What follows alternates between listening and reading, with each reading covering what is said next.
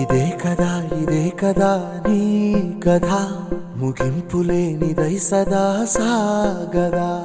ఇదే కదా నీ కథ ముగింపులేనిదై సదా సాగదా.